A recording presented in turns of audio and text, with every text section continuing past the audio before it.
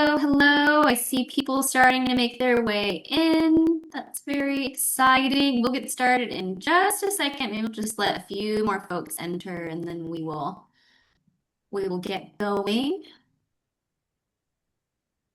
All right. Okay, well, I'll go ahead and get started. Great to see everybody. I have met many of you, but I haven't met all of you, so it's great to see those of you that we've met and really awesome to see some new names and faces in the room too. Just to introduce myself before we get started. So I'm Jess Wilkinson, and I'm an economic development researcher at RTI International, and we run the Building Better Regions and the Recompete Communities of Practice, funded by the Economic Development Administration. Many of you probably know, but in case you haven't been to one of our events before, our role is to create learning opportunities, peer learning opportunities, bring in experts like you'll hear from today, and to organize in-person events as well. And so we have the pleasure of doing all of that. Today we're talking about AI-powered grant writing. This is second in a series. We did one on demystifying philanthropy a few weeks ago, which was great. And I'll go ahead and put a link to that recording in the chat in case you missed it and you want to check it out. I'm going to introduce Jen Simon of Catalyst Project and Funding Solutions to go ahead and kick us off because we've got a busy hour planned. So Jen Simon founded Catalyst after nearly 3 decades working across the full grant lifecycle, from program design and proposal development to review, compliance, and performance management. Previously, she was at the Appalachian Regional Commission, where she managed many grants totaling many millions of dollars. She now works with communities, coalitions, organizations across the country on project and funding strategies and solutions. So I will go ahead and kick it off over to Jen. Thank you, Jess. I want to thank Jess, Avery, and Olivia for having us here with Catalyst Project Solutions. And Mieka works with me, and she's with Sanderson Partnered Solutions. So I don't want to take too much time in, saying this, but we are so thankful to RTI International and to the communities of practice to be able to be here today to talk about something that we are all using in our grant writing practices. And so I will move us forward. So before we dive in, just a few quick housekeeping notes. You'll receive a follow-up email with the slides. You'll receive the recording, a survey. I'm going to drop the link for the survey a couple different times as we're going through, and you'll be able to get the AI tool that Mieka is going to introduce after the session. So just mute your mics. We'll kind of be on the lookout for that, and feel free to ask questions in the chat throughout. And we love engagement, and we will keep up with that. And also feel free to introduce yourselves. I know that some of you have already been around each other quite a bit, but if you feel comfortable doing that, please feel free to do that. So without further ado, I want to talk about Mieka Sanderson and introduce her here. Good friend, longtime colleague of mine. She has also been in the federal grant making space for decades. And has worked at USDA, Food and Nutrition Services, Agricultural Marketing Services. We worked together at Appalachian Regional Commission. And she also has experience with large grant portfolios at AmeriCorps, overseen and developed multi-million-dollar federal programs all the way from the beginning to the end. And so she very familiar about what it takes to be successful in making sure that you are keeping the funders happy.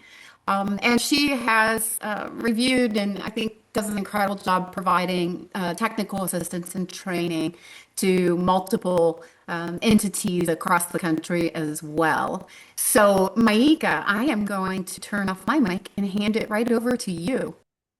Amazing. Thank you, Jennifer, and good afternoon to everyone. I'm super excited to be joining you all today to talk about a topic that is quite popular in the grant making space. And people are really excited about how they can use these tools to make life a little bit easier when it comes to putting the proverbial pen to paper and putting together a grant application. And I'm really excited to kind of give you all the inside scoop behind what are some of the things that funders are really looking for when you are putting together these grant applications and these narratives. And quite honestly, the key with AI is really being able to specifically guide and direct it.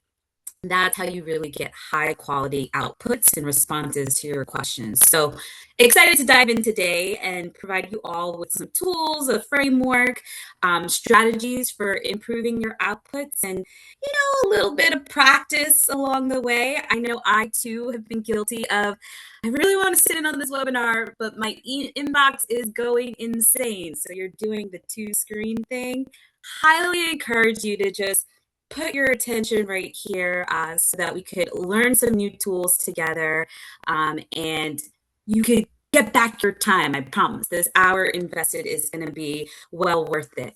At the end, we are going to have about 10 minutes for Q&A.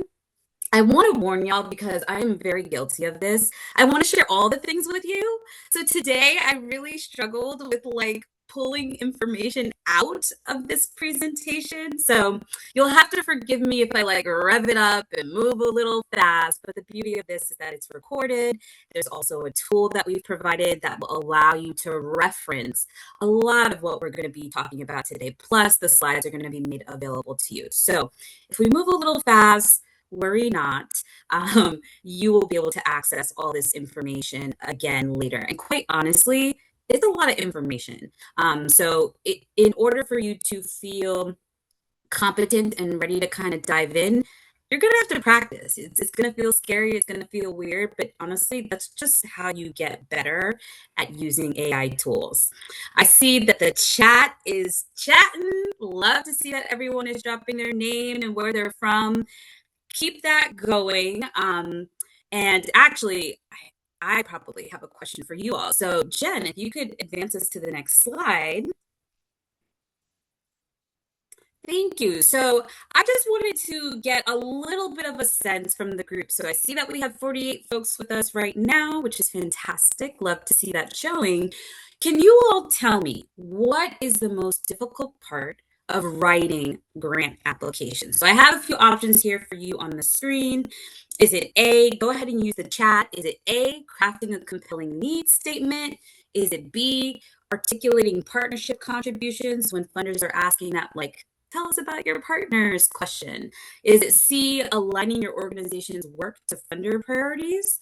Is it D, getting nitty gritty with copy editing, the grant that you've put together? Or is it another challenge? So you could put E and then indicate what that challenge might be. So go ahead, drop your response in the chat. I know we got a lot going on, people introducing themselves. Don't worry, we'll make it. I'm seeing some B's coming through. People are talking about really articulating partnership contributions. I'm seeing Kayla dropped a C for aligning your organizational work to fund priorities. That is a big one because, you could be doing great work, but if you're not talking the language of the funder, it makes your application, unfortunately, less competitive and less compelling. So framing is really important. I'm seeing some E's come in. So Colin said, volume of grants available and resources needed to apply and manage. Yes, so finding those grants. I'm seeing another E. Victoria's telling me, helping my organization delineate/develop projects that align with funding rules. Absolutely. I do see an A coming in, doing the needs statement, and another B. So I feel like so far, and you all could continue to answer that question just so you all as a group have a sense of hey, I'm not alone. A lot of people have that kind of issue as well. But I'm seeing a lot on B. And as a former federal grant maker, I have seen that people oftentimes do struggle with articulating their partnership contributions in an application. So what's really great is the tool that you all that you all have access to now, but I'm sure didn't get a chance to look at, no problem. I do have a prompt in there that you can use in AI to really shape and form how you discuss and talk about your partnerships in a grant application. And quite honestly, what I typically see that people forget to add is why this partner? How does adding this partner to this project enable you to do more than what you could do before? So what's that multiplying factor?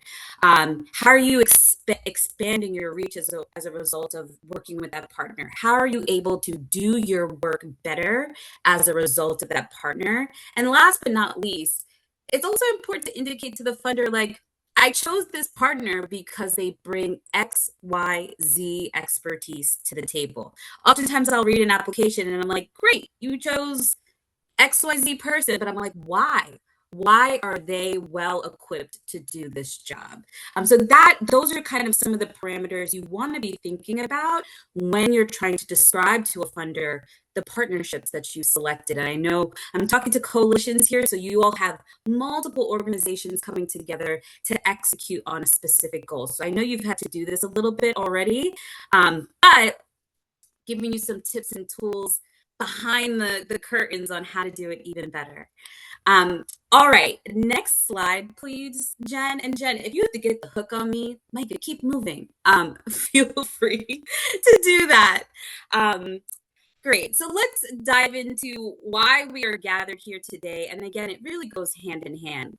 How to use the tool, but at the end of the day, it's about giving AI the right specific guidance in order to provide you with high quality output. So that's why I spent a little bit of time just now talking about what are some of those key elements that a funder is looking for when it comes to partnerships. And you might be thinking, well, what about mission and needs statement and performance measures? Worry not, it is in the guide that you all have access to. So I won't be able to kind of go through everything in depth today, but I promise you there's some great information not only coming in this, but in that quick reference guide that I shared. So AI large language models, you have heard about them before, LLMs. Essentially, they are AI tools that are trained on a ton of information, right? They have access to an insane amount of data that's now accessible at your fingertips. And what's really amazing about LLMs is that they have the ability to recognize language patterns and generate responses for you that are much more sophisticated than your typical Google search, if you will. So I know that y'all are familiar with the common LLMs on the market. We've got ChatGPT, Gemini, Claude.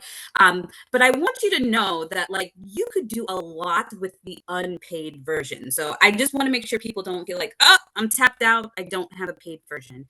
It's okay. The unpaid versions actually get you really, really far. I'm a user of the unpaid version, so I know firsthand how well they can operate, especially when you know how to use them. So I want to talk, and I'm very big on helping people to understand the why of things. So that's why I'm taking a little bit of a step back to understand how these LLMs work.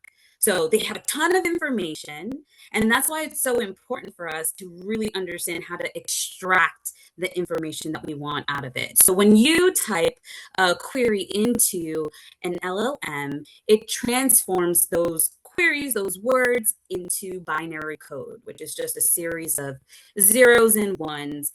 And they identify patterns. And literally, that's how it's able to give you a response that feels like there's a person on the other side. It just has so much computing power that it is using math to make these determinations about giving you what you desire.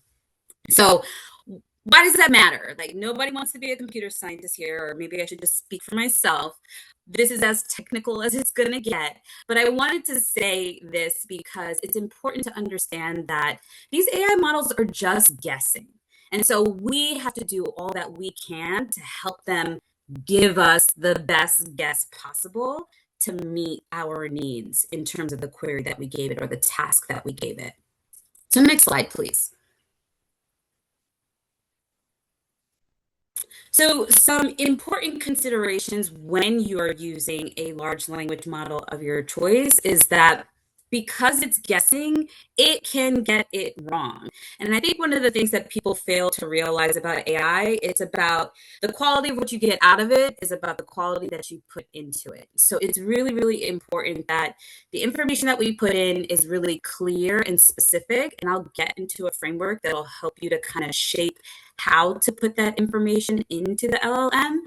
But I must underline that you have to check the facts, the sources, the citations. AI is really good at making something look real and substantial when in fact that it's fake. It's a completely fake citation. It's a fake fact. So you need to verify your output. You need to make sure that you're not inputting any sensitive information. So one of the ideas behind the model being free and accessible to everyone is the benefit for them is that it's learning and it's absorbing information as you enter info into it. So it's really important that you don't put any specific information like phone numbers, addresses, anything that's personally identifiable or sensitive, financial information. I recommend that you not put these kinds of information into AI. You can anonymize the data. So perhaps you want to put real financial information in there, but you can anonymize it so that it doesn't connect it back to whatever entity that that information belongs to. That is a way to potentially kind of sidestep that. You also want to make sure that you're using it responsibly. So AI does have environmental impacts. So be very thoughtful in how you're using AI and how much you're using it, because every query does have an environmental impact. And last but not least, you want to make sure that you're being transparent. So, the field honestly is still developing about what is the ethical and appropriate use of AI. And I think particularly in the federal grant making space, but in the grant making space as a whole. So I think as that conversation evolves, I think it's been fairly established that it's a great opportunity. It could help organizations that may be low capacity and just need the support of kind of putting together their information in a more compelling manner to do so with these tools. So it doesn't mean that you can't use them or shouldn't use them, but it does mean that you should check the grant requirements and just make sure that that funder doesn't have any limitations about the use of AI in any application that's submitted to them. And if it's substantive use of AI, perhaps that's something you should consider disclosing when submitting an application. So while AI can help us, do a lot in a little bit of time, I just wanted to emphasize to people that it is an iterative process. It takes time to get the best output. You kind of have to have a conversation with AI back and forth. So I wanted to put the scenario so that it could really sit with us. Imagine that this is Susan. She's discovered $1 million federal grant opportunity, but the deadline is tomorrow at 5 p.m. Eastern. Application's 15 pages. It requires at least 2 partnerships, an evaluation plan, and a sustainability plan. But Susan recently took a class on AI and she's equipped with a handy dandy list of prompts that could really help her get this narrative done. Should Susan apply? So yes, no in the chat, based on what we've talked about to this point, what do y'all think? Should Susan apply for this less than 24-hour deadline? I'm seeing no's come in. Okay, I'm seeing no's. No, Susan, my girl, that is right. No, Susan, have a seat. Please do not apply. This is because I think that, yes, certainly AI could produce an application that might even look pretty darn good and can get done in this timeline. But at the end of the day, your organization needs to be prepared. You need to talk to those partners and make sure they're aligned. It's a federal grant with a ton of requirements. No, do not do that. So I just wanted to impress upon us, while AI will have the ability to help you get these things done really quickly, there's still that back end work that needs to be done by your organization, conversations that need to be had so that what is being put in this application can actually be executed and done well. Next slide, please. All right, so for today's presentation, which is what I was telling y'all, I'm like, I want to tell them all the things, give them all the stuff, and maybe RTI will just have to invite us back, Jen. But there are many places in preparing your grant that you could use AI to help you out. So some of the other challenges that people listed are some of the things that I have on this slide. So finding grant opportunities. I've figured out some ways to really get AI to give you different kinds of potential grant opportunities that could fit for your organization. I found that when you put it in one way, it keeps giving you the same responses. But if you finagle it, you could get it to provide a variety of different types of grant opportunities that could be a fit for your organization. It's also really good at breaking down those really heavy solicitations like grant opportunities from the federal government. You throw that puppy in AI and you tell it to extract certain information. What is a 30-40 page document becomes a one pager, just giving you the highlights of the main requirements so that you don't have to spend the time going through the entire document. Although, as a former federal grant maker, if you decide to apply, you should read the whole thing because it's important. There's usually things in the fine print.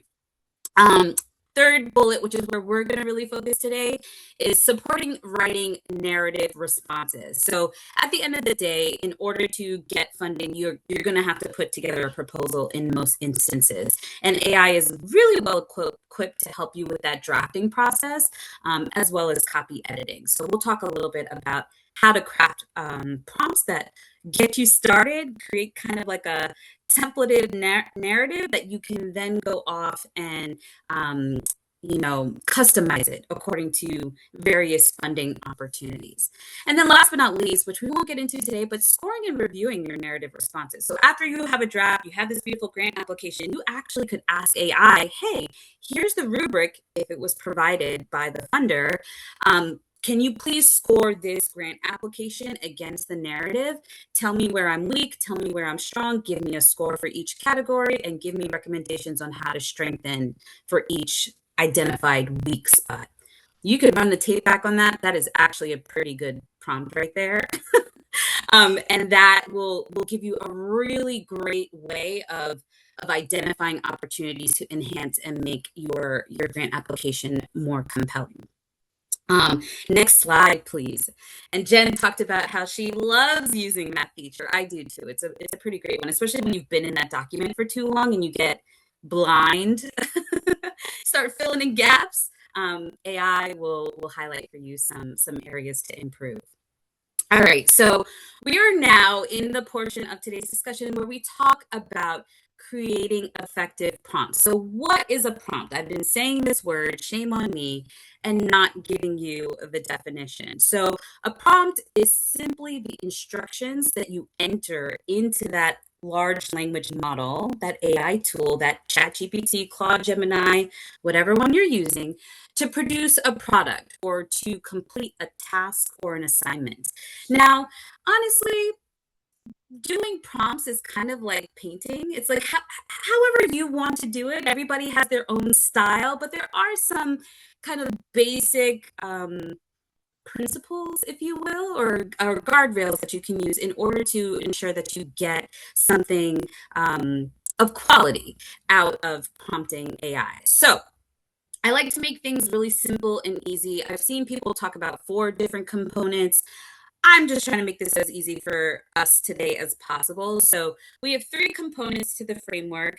Notice we have a nice little way to remember, mnemonic, if you will, CPR, which there's some connotations there, not intended, but I think it's a great and easy way for us to remember. So the 3 components that you want to make sure that your prompt has includes context, parameters, and role. And so we're going to go through each of these right now. So next slide.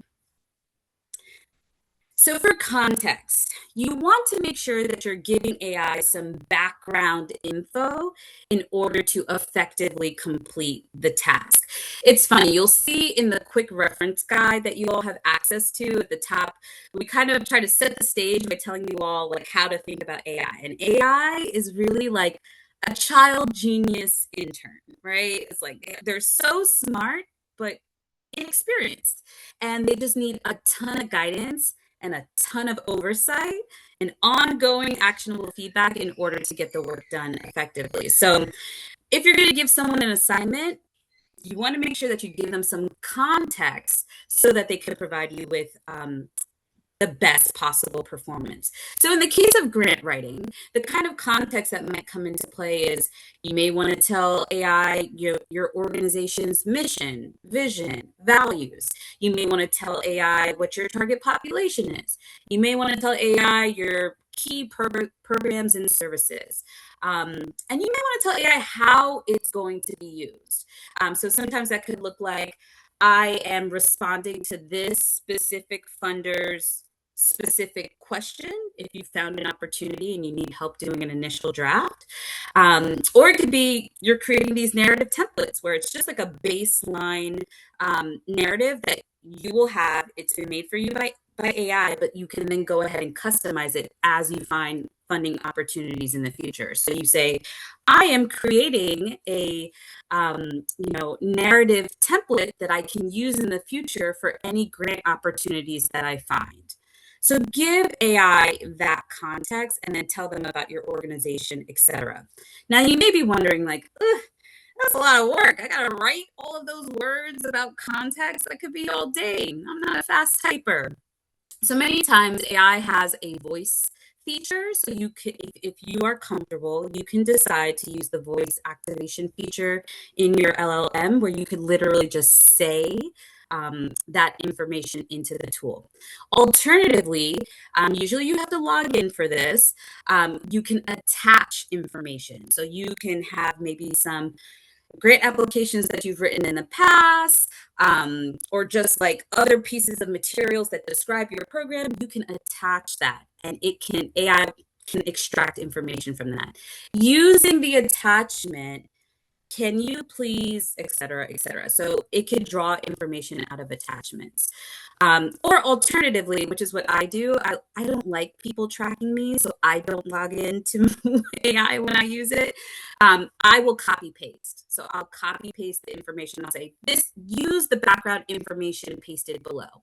And I'll just put background information, colon, and then copy paste that information down there. The last way that you can do this is you can actually enter a URL. So you can say, using this URL, and maybe you copy the about URL of your organizational page or several pages, please blah, blah, blah. So it can extract information, at least ChatGPT. I don't want to speak for all, but ChatGPT definitely will extract information from URLs. So just a flag there. So we want to make sure that we're giving AI some context. Next slide, please. So P in CPR for creating a prompt, the second component, and it doesn't matter what order you put it in case you're wondering, so don't worry about that. You want to outline the parameters. So this is where you define the task. You want to be really clear, like what are you asking AI to do? And then you should define what do you want that final product to look like.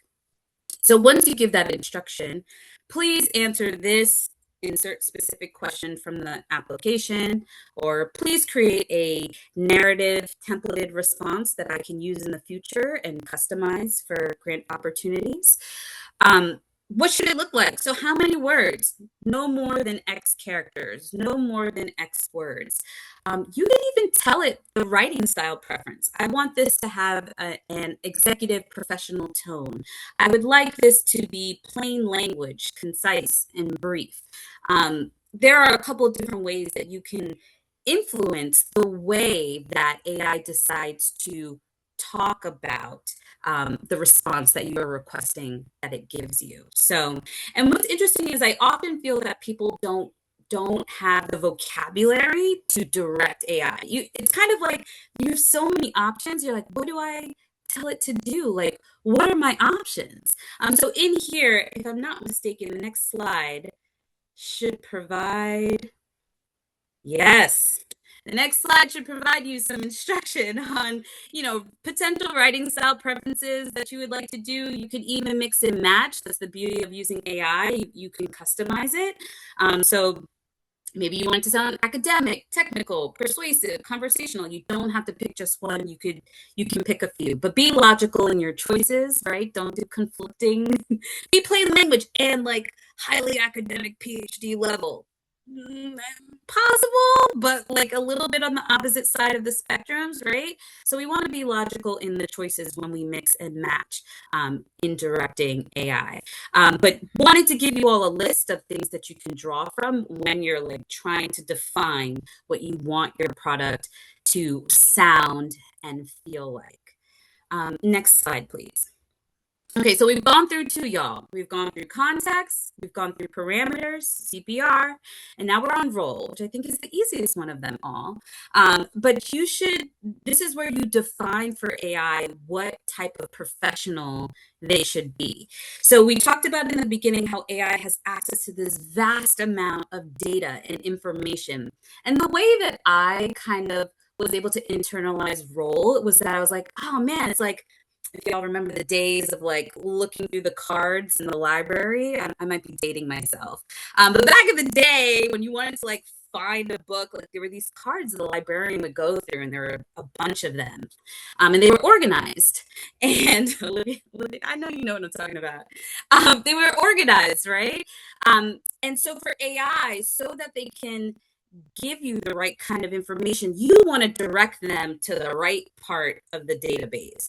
And giving the role helps to do just that. So we have to define for AI what kind of role they will be. So are they a grant writer? Are they a evaluation expert?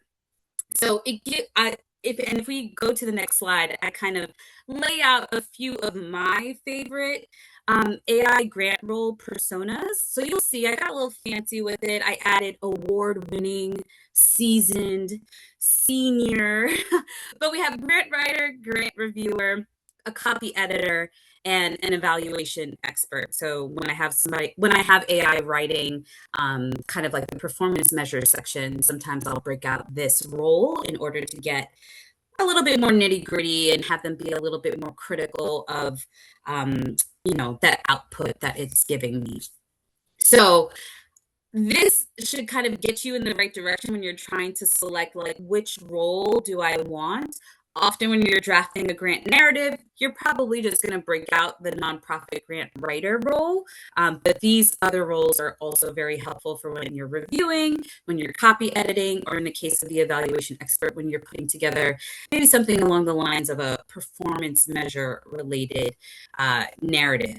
So just very quickly, because it might come up, like, does it have to have award winning? Does it have to have senior? It does not, but the way that I think about it and what I like about this is AI is consuming content from all over, right? The internet, books, different places. And so for me, I'm like, great, I have you in the grant writer realm, but I want the really good stuff. So that's why I'll add some of these kind of modifiers in the beginning. I don't think that the difference is like highly different, but I do sense that there's a little bit of just a little notch up. I should test it on multiple narratives, but my sense is that it's given me better output when I just add these little pieces to it. So, but it could be nominal. So these are key personas to keep in mind when you're trying to identify and put that R portion of your framework. So we have CPR. I hope everybody's still with me. If you're still with me, go ahead and do a little clap. I know we're halfway through the hour. Next slide, please, Jen. So yes, I know, see, this is how I'm like getting y'all to like hype me up. Forgive me. I really just wanted to make sure we were all still here. Great. So I'm going to put y'all to work. I'm glad that people are still awake and still with me. Let's apply what we've learned so far. So we want to make a prompt. It should have 3 components. It should have context, it should have parameters, and it should have role, right? So context is that background information. Parameters is what are we doing and what do we want that final product to look like? And then role, what is that professional role that we are giving AI so it can find the right information for us very generally and provide us a better output. So what's missing from this prompt is pretty long. I'm going to try to zoom through this, but we're applying for a $500,000 foundation grant to expand our workforce development program for low-income adults in our community. The funder prioritizes economic mobility, measurable outcomes, and community impact. Our program provides job training, career coaching, and employer connections. Below is our current data and program information. So imagine that I attached it, but that's where they would insert the information. Draft a 500-word needs statement that establishes problem, why it matters, use the data provided to demonstrate the need, connect the need to the funder priorities, use professional, persuasive writing style, avoid jargon, unsupported claims, do not invent statistics or citations. What is missing from this prompt? I want you all to just take a moment and then drop in the chat for me what you think is missing from this prompt. I know it's a lot. Context, parameter, role. I'm seeing some answers come in. Okay. Just gonna give a few more seconds. See if we have anybody else.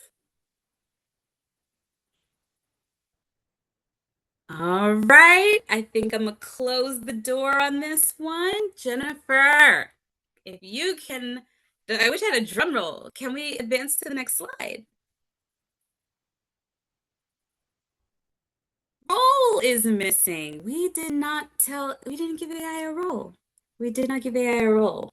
So that was the missing. So we could have put act or act as an experienced grant writer, or you are an experienced grant writer, but that was the key of the 3 components that was missing for this particular prompt. Great job, y'all. You guys are doing amazing.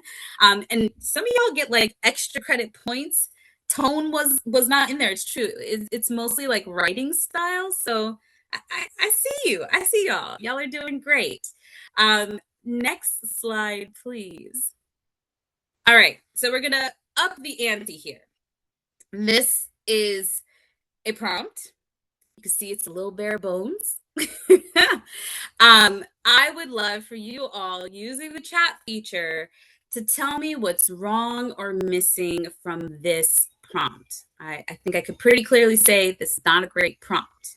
It says, write a grant application that includes the following sections: mission, program activities, partnerships, performance measures. So you don't have to confine yourself just to CPR. You could start picking it apart. Like what would be helpful for context? What would be helpful for parameters? What would be helpful for role? Go ahead, use the chat. We'll be having a conversation via chat on this one. What's wrong with this prompt? I almost feel like I should have put what can't even be right. This is a pretty bare bones. Yeah, that's what I said. Everything. That's right. It's not great. It's not great. We have detail. Everything's wrong. Need to include what the RFP is looking for, or a copy of the RFP. Loving these answers. Do we have anything else? Don't be afraid. It's okay. If something's wrong, don't worry. I won't call you out. Safe space here. Safe space. Too generic. Subject, people, deliverables, timeline. Absolutely. Those kinds of specifics would really be helpful here.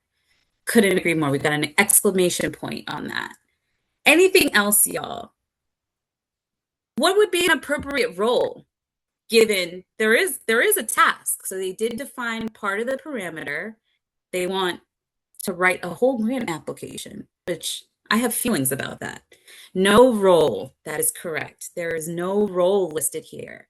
So what role could we have added here? What role could we have added here?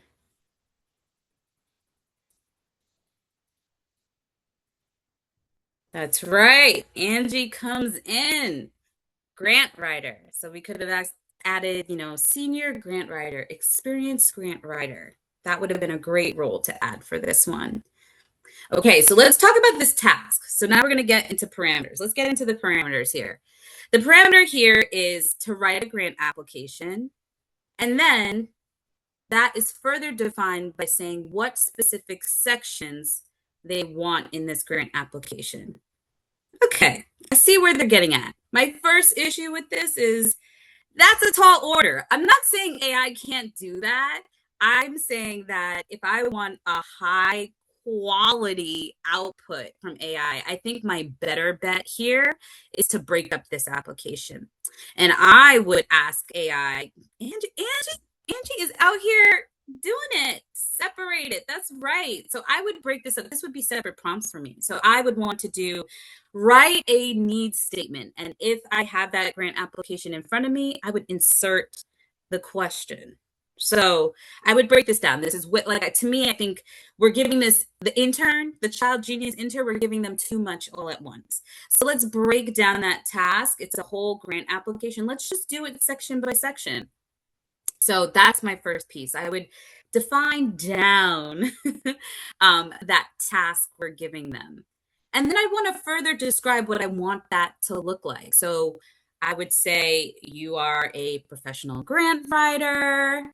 I would say I want you to write the mission statement, insert the question, right? Marcy said would it be helpful to have AI read the grant application first and then give them tests based on each? Absolutely. You could attach the whole entire application and give it to AI and say, here is for the background information, here is the RFP. I want to apply to this grant. Can you please produce a response to question 1 on page blah, blah, blah. That's one way to do it. Or you just copy paste the actual question and you attach that RFP and you say, can you please answer, insert question, here's the background information, attach the RFP, and then you tell it how many words, right? No more than X number of words.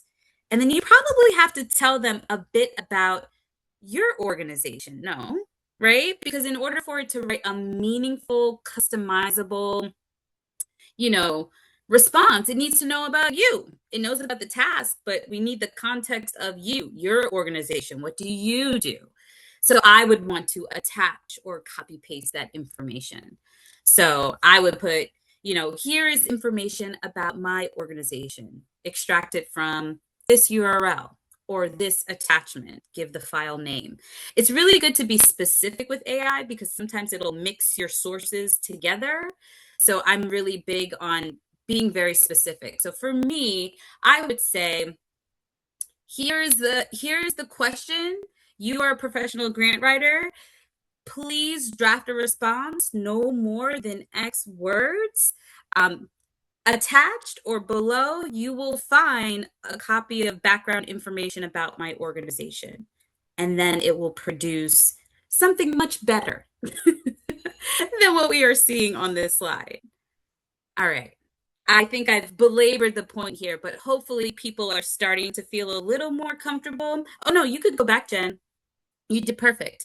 So this is the actual improved prompt because I wanted to take us out into ChatGPT and all this great stuff, but I was like, so this is how I would have made this a better prompt. You are an award-winning nonprofit grant writer. I'm creating a templated mission narrative response for a grant application. So the idea is I don't have a grant application in hand right now, but I just want to have something on hand so I'm not looking at a blank piece of paper the next time I do find a grant opportunity. Use the background information from this URL. And so this is from their About page, which talks all about their organizational history and what they do and their values. Great background information. And then I give AI a task. Draft a compelling, cohesive grant application response that answers the following. And so this is the secret sauce. I'm teaching you how to prompt. Great. But this is the secret sauce that a lot of people do not have. So with my expertise of having reviewed so many applications, these are the kinds of key information that you want in that narrative response. So what does your organization do? Who does it do it for? What's the intended outcomes? How long has your organization been doing the work? Establish that you've been in the space. You're not new. You've been doing this a while. What drives the mission? What values or priorities guide the work? How does my organization's work align with the funder's priorities and values? It should be no longer than 50 words. Notice I did not add anything about the tone or the writing style. You can add that. I was losing space on this slide, so I didn't want to get too deep.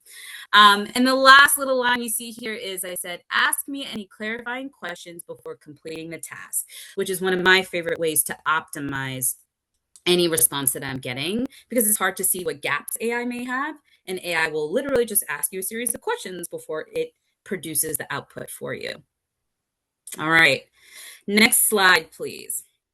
So let's talk about some of the downsides, things that AI does. And we talked a little bit about it, but I wanted to just reiterate here is that we want to make sure that we are capturing any incorrect information. So again, it's to support your grant writing. It's not to replace you as the writer. It's to help you draft. It's to help you identify gaps. It's to help you have a more cohesive, grammar-aligned response to these application questions that funders are throwing at you, but it doesn't replace you. And you have to always verify and thoroughly read. I made the mistake of reading something that AI gave me late at night. I was tired. And the problem with AI is that it'll sound so good. It'll sound so good, but it's gibberish. It's so generic, it's gibberish, and it just sounds good. So you need to do it with a sharp mind so that you can read through and really be like, is this saying something that's useful? So that's AI hallucinations and poor quality AI output. The other thing to keep in mind, especially when you have AI doing kind of research-based or trying to put together some rationale or interpretations for you, there is bias. So at the end of the day, AI is consuming human information. Human information isn't always objective. All of its sources is not always objective. So you need to make sure that you're reading for bias and rooting that out so that you're putting forward something that is accurate and not based on stereotypes or ill-informed assumptions. And then user weakened critical thinking. So again, if you are not fully engaged when you are working with AI and you're just relying on it and you're not trying to push back on it, it could weaken your critical thinking. So there have been times where I've been going back and forth with AI and I say, don't be agreeable. I want you to challenge my thinking. Are there any issues here? And then AI will be like, oh yeah, just kidding. Like I hate these 10 things. And I'm like, you were just, okay, AI. So it's really important to make sure that you are kind of going back and forth with AI and specifically asking it to give you more. So next slide, please. Oh man, here we go. It's 147. I went through quite a bit of these already, just verbally on the previous slide, but on here, I basically give you some additional sentences that you can add to your prompts to make sure that you are reducing the chance of hallucination. So that's what you see here. For poor quality output, how I try to prevent it on the front end is I'll write my prompt, CPR, and then I'll ask clarifying questions before performing this task. And then it'll ask me questions before it goes off and produces output. After I receive output, a way that I improve and boost quality is I always make AI do it again. I'm like, do it again, even if I like it. I'm like, do it again. I give this a B. Can you give this an A? Make this an A-level work, and AI will apologize and then produce something even better, which is pretty awesome. The last thing I'll say is when you get something from AI, it's really important to give actionable feedback. So it's this idea of saying, if AI gives you something, you can't just say, I don't like this, do it again. You can when you actually do like it and you just want it to be better. But before you do that, there is this opportunity for you to read what AI has given you and specifically say, this is too academic. Can you make this a college level reading level or a high school reading level? Or the way that the last paragraph ends is very abrupt. Can you please connect this idea to this idea? Give AI actionable feedback in order to get back higher quality information. So be specific. Next slide, please. Yeah, you can even use that. I've seen people say make it sound more human. But again, if we could be more specific, I think it'll give you like an even better output, which is why I gave us all of those amazing terms around writing style and tone. And then last but not least, there's an opportunity to make AI teach you along the way. So I really love adding this when I'm like copy editing because I'm like, I want to be a better writer. I don't want to rely on AI. So I'll tell AI like, can you provide bulleted feedback and give me a track change version and a clean version? And this is a great way for you to learn as you go and sharpen your own skills. So